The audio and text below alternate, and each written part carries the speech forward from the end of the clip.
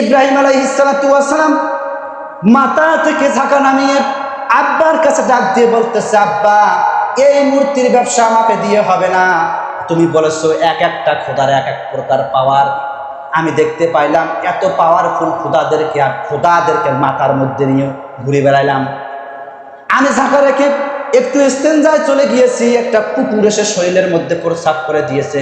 এরা যদি খোদায় হবে, এই খোদা কেমন তার নিজেকে রক্ষা করতে পারে না, আমাকে আপনাকে গোটা পৃথিবীর মানুষকে কেমনে রক্ষা করবে? বাবা, এই মূর্তির ব্যবসা আমাকে দিয়ে হবে না। বাবা, তুমি আজকে বলো আমাকে বানাইছে কে? সুবহানাল্লাহ বলেন। আজর কুমার ডাক দিয়ে বলতেছে, বাবা, তুমি তো ভালো সাংবাদিক দেখতেছি, এদিকে মূর্তির অবস্থা তুমি খারাপ করছো। এই মূর্তির অবস্থা খারাপ করছে কেটা? বলে, আব্বা, আমি খারাপ করছি বলে কে? আমার রাগ উঠে গিয়েছিল যে নিজেকে বাঁচাতে পারে না। আমি এগুলো একটাকে ধরছি, গালের মধ্যে থাপ্পড় বসে, পা ধরিয়ে এক লাথি, ওটাকে হাত ধরিয়ে এক আসার, কই আমার তো কোনো ক্ষতি করতে পারলো না। তার মানে বোঝা হলো এইরকম মূর্তিগুলো ঘরের মধ্যে রাখলে কোনো শান্তি আসবে না। এই মূর্তি ঘরের মধ্যে আসলে মানুষের মধ্যে কোনো ভালোবাসা বৃদ্ধি পাবে না, মানুষের অর্থ সম্পদ বৃদ্ধি পাবে না।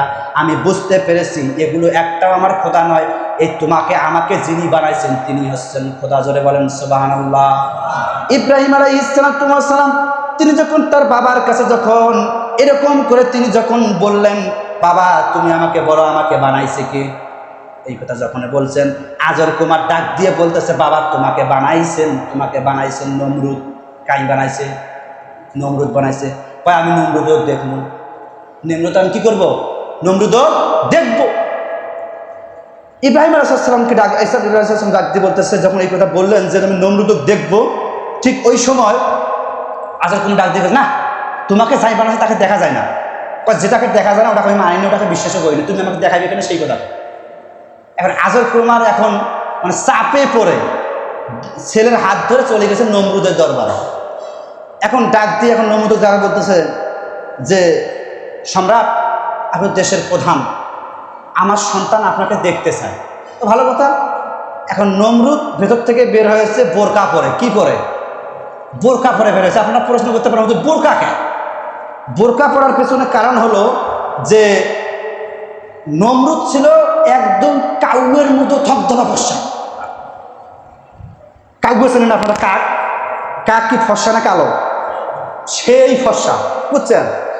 একটু কালার ঘরের কালা কালা কুচকুচে, একে সেই কালা।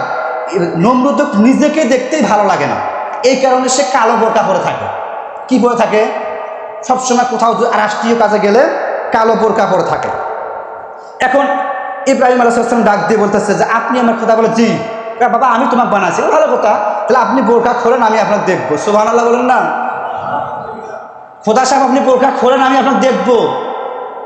নমরুদ ডাক দিয়ে, কি রে আজব, কাক নিয়ে আসে রে, তো সাংঘাতিক সন্তান রে। হ্যাঁ, বাধ্য হয়ে যখন বোরকা খুলছে, ইব্রাহিম আলাইহিস সালাম দেখি কয়, এই বলে খোদা বলে। আচ্ছা, তুমি কেমনে খোদা? তোমার কি আক্কেল হুঁশ নাই? বলে, কেন? যে আক্কেল হুঁশের এই কথা এই কারণে বললাম যে, এই দেখো তো আসমানের দিকে তুমি দেখাও। ইব্রাহিম আলাইহিস সালাম নমরুদকে বলতেছে, তুমি আসমানের দিকে দেখাও।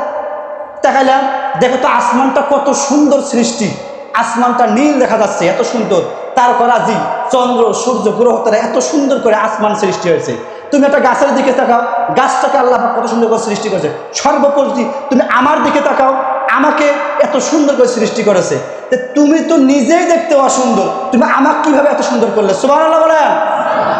সুবহানাল্লাহ মানে জোরে বলেন সুবহানাল্লাহ। যখন এই কথা বলেছেন, তুমি নিজেই তো দেখতে অসুন্দর, তুমি কিভাবে পৃথিবী থেকে সুন্দর করে বানাইলে? মানুষ, চন্দ্র সূর্য গ্রহ তারা, তুমি নিজেকে সুন্দর করে বানাইতে পারো নাই।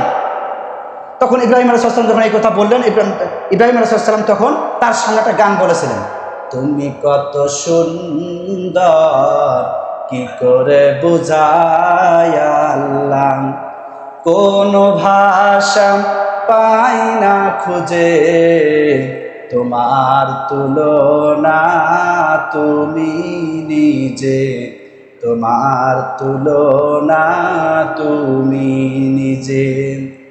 সম্মানিত বন্ধুগণ আমার, যখন এই গানটা বলল, ইব্রাহিম আলাইহিস সালাম যখন নমরুদকে ডাক দিয়ে বললেন, নমরুদ রে, তুমি দেখতে সুন্দর নয়, তোমাকে আমার পছন্দ হয় নাই, তোমাকে রব বলে আমি মানব না। তোমাকে রব বলে আমি বিশ্বাস করতে পারি না, যিনি এত সুন্দর করে আসমান জমিন সমস্ত কিছু পাল্লায় পাল্লায় সৃষ্টি করেছেন। আমি তাকে সেই রব্বুল আলামিনের প্রতি মোতাওয়াজ্জা হয়ে গেলাম। আমি সেই রব্বুল আলামিন যিনি গোটা পৃথিবীটাকে আসমান চন্দ্র সূর্য গ্রহ তারা মানুষকে সুন্দর করে সৃষ্টি করেছেন, আমি ইব্রাহিম ওই আল্লাহর প্রতি আমি ঈমান আনলাম।